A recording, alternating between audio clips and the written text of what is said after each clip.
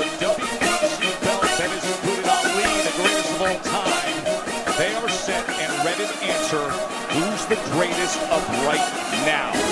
Wilder, Fury 2, here we go.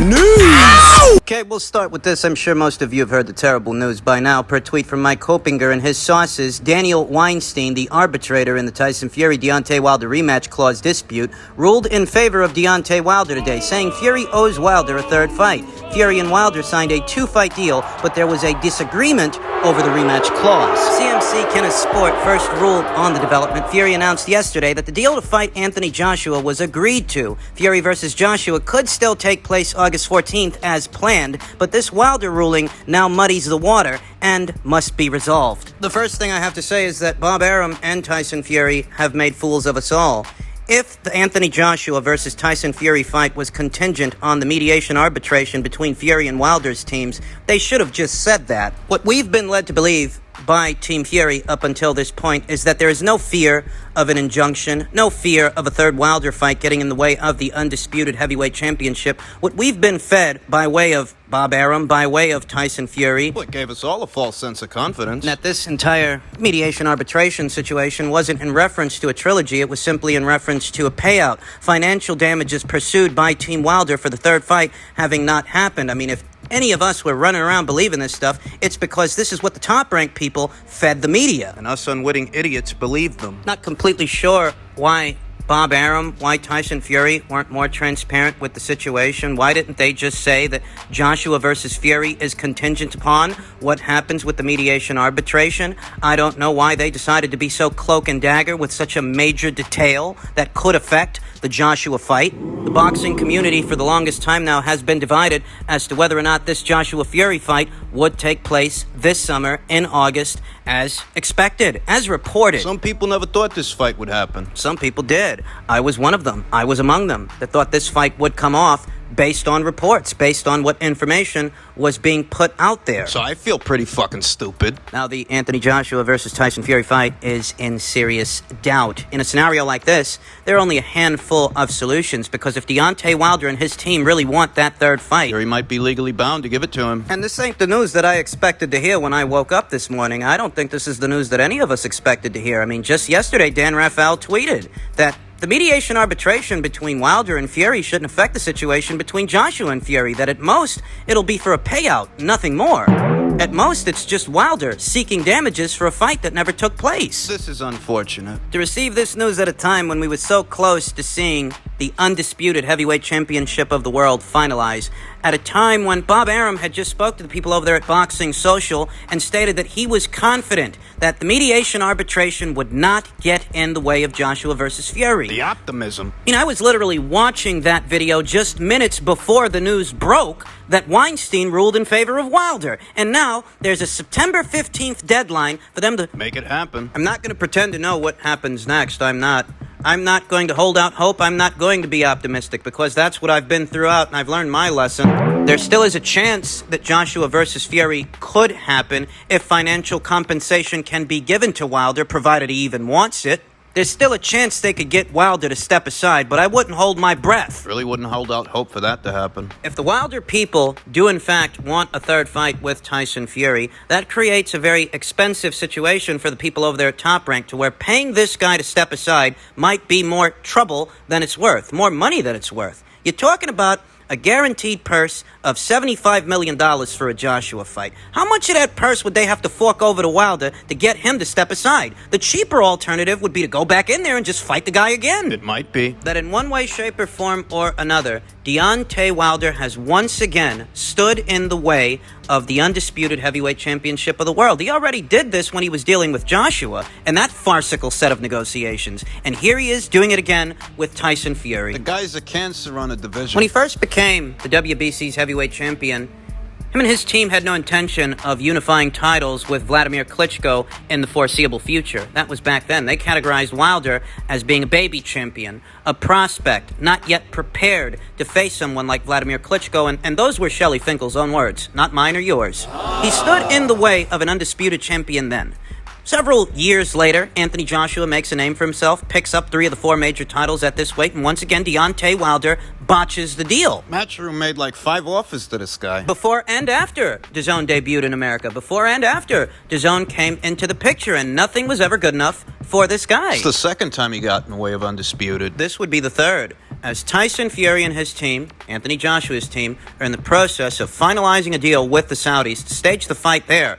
August. Trying to. Late summer for the undisputed heavyweight championship of the world. Here comes Wilder again, fucking up the deal. Really fucking sick of this guy, man. But I must confess, if we were led astray, if we were misled by anyone, it wasn't by Wilder and his street team on YouTube. It wasn't by his cult followers and his sycophants. It was by Bob Arum. It was by Tyson Fury, who just yesterday instructed everyone. He talked to the prince over there in Saudi Arabia, and all systems were a-go. If we were led astray by anyone, it was Bob Arum, who informed us that this mediation arbitration was a non-factor, that it wouldn't get in the way of the Joshua fight. If he knew that it could, Why didn't he just fucking say that? Why not exhibit some transparency? why give everyone false hope? Why were both he and Tyson Fury rushing Eddie Hearn to finalize a deal with the Saudis, get the deal done, if you guys weren't free to fight? I mean, even if Eddie didn't know, you guys did. You guys knew what was going on. You were rushing him anyway. Boxing is often referred to as the theater of the unexpected, and that sentiment appears to be true both in and outside of the ring. Because I reiterate, this isn't what I expected, and I'm not going to dodge my comeuppance. One of Wilder's sycophants, one of Wilder's resident pole smokers, it goes by the name of Artman. He's been adamant throughout that Joshua versus Fury wouldn't happen. And if time proves him right, he'll be due payment from yours truly. If this arbitration results in a third fight between Tyson Fury and Deontay Wilder, if that's what's next, as stated, I won't dodge my comeuppance. I'll pay the fucker. It's really not a lot of money anyway. I'm just disappointed. I feel bamboozled by both Tyson Fury and Bob Arum. I mean, if anything's on my mind right now, it's that I actually believe these fucking guys. All of that bullshit. And now, the Anthony Joshua versus Tyson Fury undisputed heavyweight title fight is in serious jeopardy. Understand that while Bob Arum wanted us all to believe that this whole mediation arbitration was in reference to a financial package, that's not what's being reported. What's being reported is in reference to a third fight between Tyson Fury and Deontay Wilder. So while some of you might be telling yourselves that there's still hope that they could pay that guy to go away, pay that guy to step aside so that the fight still happens in August. We don't know with any certainty right now what's going to happen. So let's not get our hopes up, and let's not avoid dealing with the harsh reality that lies before us, that we were wrong. I was wrong. We don't have to surmise all of the toxicity and agenda-driven spiel from the usual suspects. All we have to say is that this is one time that they were right. They're not right most of the time. But this is one time that they were, as even a broken clock is right twice a day. Fortunately for us, that time is now. Attention now turns to what happens next, and I can't tell you. I know it's still possible that they could pay Wilder a sizable sum of money to perhaps step aside if he's even interested in stepping aside, but if he's hell-bent on getting Tyson Fury back in the ring, well, there might not be enough money to get that guy to step aside. I mean, you have to wonder if that's not why all the people on the Fury side of things were so eager for that money to come through as Eddie and the Saudis were trying to finalize the deal, trying to finalize the contracts. Is that why they were in such a rush for all that money? So that they'd have enough money to pay Wilder to step aside and go through with the fight? Is that what that hubbub was all about? It's anybody's guess. We've been getting mixed reports for months. When Wilder made an appearance on the Last Stand podcast with Brian Custer, he instructed everyone that he'd moved on from a Fury fight and he should return in late January or early February. Remember? Now, we all know that he didn't. We all know that Wilder hasn't fought since the Tyson Fury rematch of last year, February of last year. But better still, why would he have said that if a third fight was what he was after? What about all those rumors of a Charles Martin fight? And where did all of that come from? I mean, there was reason enough out there to believe that a third fight between Tyson Fury and Deontay Wilder wouldn't happen. I just didn't believe that this mediation arbitration would lead to this, because if there were actually grounds to constitute a breach of contract, if Tyson Fury and his team were in violation of their original two-fight deal, if that were the case, then why didn't the Wilder people just take them to court? Why'd they settle it outside of the courts? That's what Lennox Lewis did years ago to Hasim Rahman when Hasim Rahman tried to bail on Lewis after their first fight. The rematch clause was activated. He took him to court, not mediation arbitration, the way we're seeing here between Wilder's team and Tyson Fury's team. And the focus, the conversation now turns to what is next. If Wilder is going to be fighting Tyson Fury for a third time, what can he do differently in a third fight? Most people agree Tyson Fury beat him the first time out, but he was robbed of that decision. The second time out, he left no doubts in anyone's mind, save a small contingent of sycophants, pom-pom wavers and pole smokers that have been crying foul play ever since. Yet, over a year later, about 14, 15 months, have yet to substantiate any of the accusations Deontay Wilder has levied against Team Fury. At minimum, what we can deduce is that the usual suspects were half right. I say half right because we don't know yet if a third fight is going to happen. So it's safe to assume that it could. Because now, unlike before, we know the truth of it. We know the truth of this mediation arbitration situation and what exactly it was all about. So the usual suspects were half right. That the mediation arbitration was a major factor in whether or not this Joshua Fury fight would happen this summer.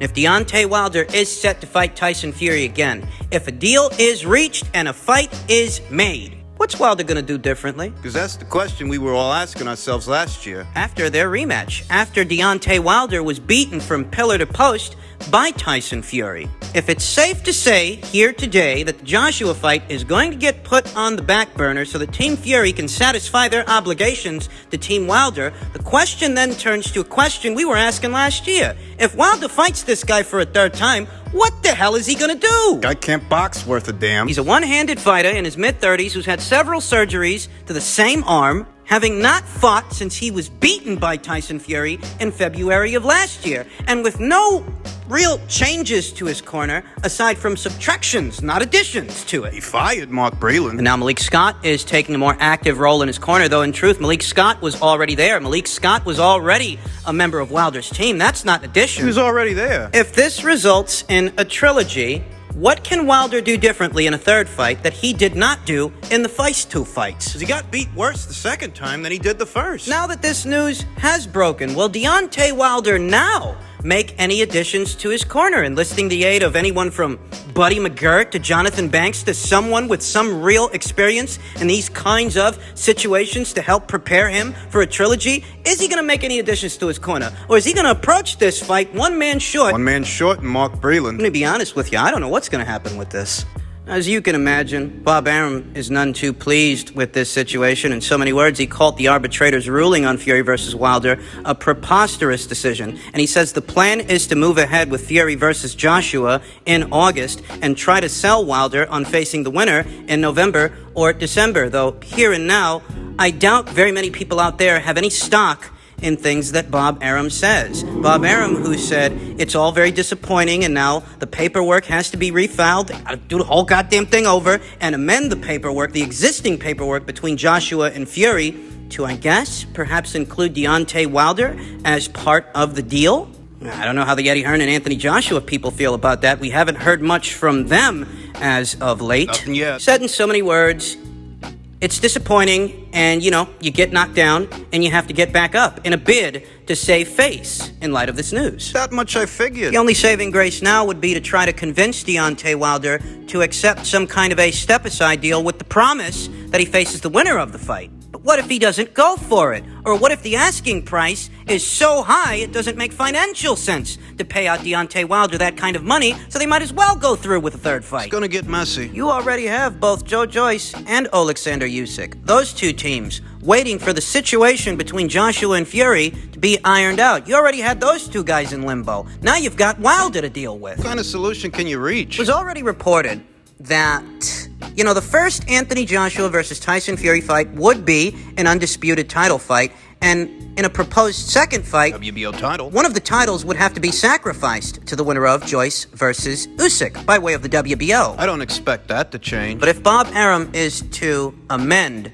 this contract to now include Deontay Wilder as a result of the arbitrator's ruling, doesn't that then mean that Joshua versus Fury is no longer a two-fight engagement? Doesn't that make it a one-off? I mean, you can fucking forget about rematch clauses, two-way rematch clauses, when now your best bet to get this fight done is the hope that Deontay Wilder will take your step-aside deal and take your offer to face the winner. You'll excuse me for saying so, but Deontay Wilder can play this a number of ways. He can use this to put some money in his bank account and tune up with some other guy while these guys settle up with each other. He can do that, make himself considerable coin in the process. The step-aside money, the promise of facing the winner, and whatever other money he can make fighting some tune-up kind of guy.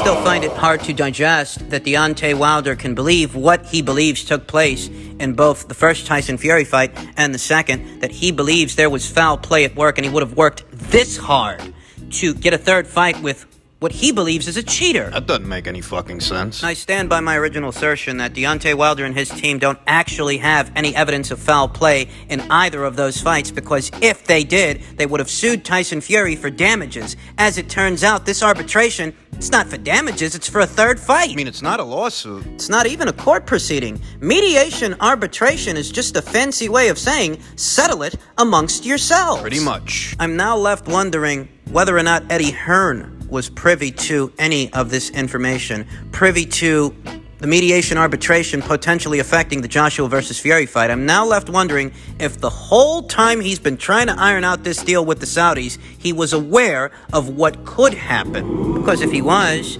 then he will have perhaps devised a plan, a contingency to deal with that eventuality if he knew this could happen. If he didn't, Then they're all fucked, and they have to start from scratch. They have to now amend the already existing contracts to potentially include Deontay Wilder.